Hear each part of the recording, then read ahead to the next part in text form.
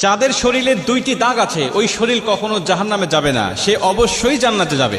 হাদিসটি সহিহ তিরমিজির 1669 নম্বর হাদিস এবং সহিহ আত-তারগিবের 1376 নম্বর হাদিস। হযরত আবু উমামা রাদিয়াল্লাহু তাআলা আনহু হাদিসটা বর্ণনা করেছেন।